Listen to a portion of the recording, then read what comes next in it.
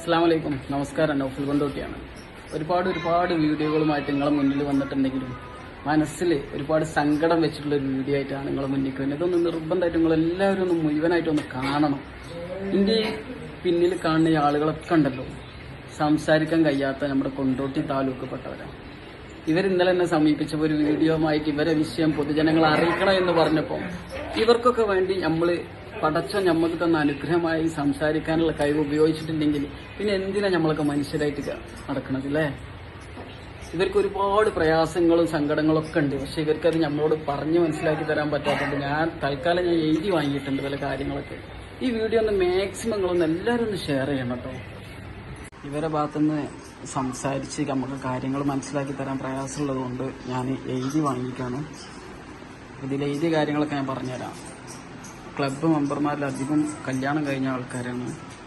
അതുപോലെ തന്നെ ക്ലബ്ബിൽ അംഗത്വം 18 വയസ്സ് നിർബന്ധമാണ്. പഠനം കഴിഞ്ഞവർക്ക് മാത്രമേ അംഗത്വം എടുക്കുകയുള്ളൂ. കൊണ്ടോട്ടി താലൂക്കിൽ മുഴുവൻ ആളുകളും ഇതുപോലെ ആളുകൾ ഉണ്ടെങ്കിൽ നിർബന്ധമായിട്ടും ഇവരതിൽ രജിസ്റ്റർ ചെയ്യണം. മലപ്പുറം ജില്ലയിൽ 7 താലൂക്കിൽ 7 ക്ലബ്ബ് വരുന്നുണ്ട്. ഈ ക്ലബ്ബുകൾക്കൊക്കെ മലപ്പുറം കേന്ദ്രമാക്കി ബദിര അസോസിയേഷനും ബദിര സ്പോർട്സ് കൗൺസിലും അംഗങ്ങളാണ് ഇവരൊക്കെ. ഇവരെ മെയിൻ പ്രശ്നം ഫണ്ടാണ് കേട്ടോ. ഇത് ഞാൻ പറഞ്ഞതല്ല. കണ്ടില്ലേ, ഗവൺമെന്റ് ഭാഗത്തു നിന്ന് ഒരു ആനുകൂല്യം ഇവർക്ക് കിട്ടണില്ല എന്നാണ് പറയുന്നത്. ഇവരെ സംബന്ധിച്ചിടത്തോളം പൊതുജനങ്ങളിൽ നിന്ന് പിരിവെടുത്തിട്ടും അതുപോലെ മെമ്പർഷിപ്പ്, വാർഷിക വരിസംഖ്യ, സ്പോൺസർഷിപ്പ് എന്നിവയിലൂടെയാണ് ഇവർ ഇതിനൊക്കെയുള്ള ഫണ്ട് കണ്ടെത്തുന്നത്. ഇതിൽ കൂടുതൽ പേരും ജോലി ഇല്ലാത്തവരാണ്. ഇവർക്ക് നല്ലൊരു സ്പോർട്സ് ക്ലബ്ബ് ഉണ്ട്, RCD എന്നുള്ള പേരിൽ. ഇതാണ് അതിൻ്റെ പോസ്റ്റർ. അപ്പം ഇവരുമായി ആർക്കെങ്കിലും എന്തെങ്കിലും സഹായം ചെയ്തു കൊടുക്കാൻ താല്പര്യം ഉണ്ടെങ്കിൽ ഒന്ന് ഇവരായിട്ടൊന്ന് കോണ്ടാക്ട് ചെയ്യണം കേട്ടോ. ഇവരവസ്ഥ കണ്ടിട്ട് വളരെ സങ്കടമാണ്. കാരണം ഇങ്ങനെ കൂട്ടായ്മ ഉണ്ടാകുക എന്നൊക്കെ പറഞ്ഞാൽ വലിയൊരു കിട്ടലല്ലേ.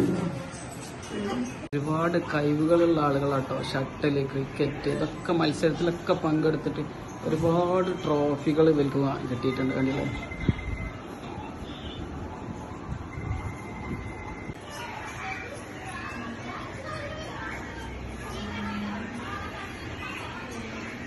എന്തോ കാര്യപ്പെട്ടിട്ട് പറയുന്നുണ്ട്. സംഭവം എനിക്കൊന്നും മനസ്സിലാവുന്നില്ല. ഒരുപാട് സങ്കടമുണ്ട് സത്യം പറയുകയാണെങ്കിൽ.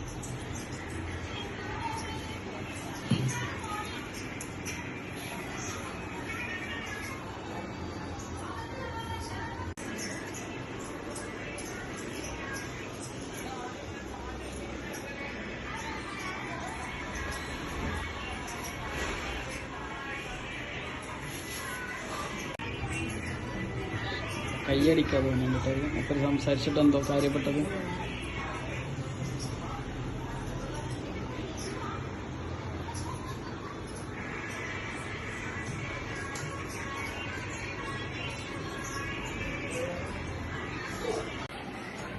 അപ്പോൾ ഈ വീഡിയോ ഒന്ന് ഷെയർ ചെയ്തിട്ട് ഇവർക്കും വേണ്ടിയിട്ട് നിങ്ങളെല്ലാവരും ഇതൊന്ന് ഷെയർ ചെയ്യുക. ഞാൻ ഇതിൽ ഇവർ 2-3 ആൾക്കാരെ കോൺടാക്ട് നമ്പർ കൊടുക്കുന്നുണ്ട്.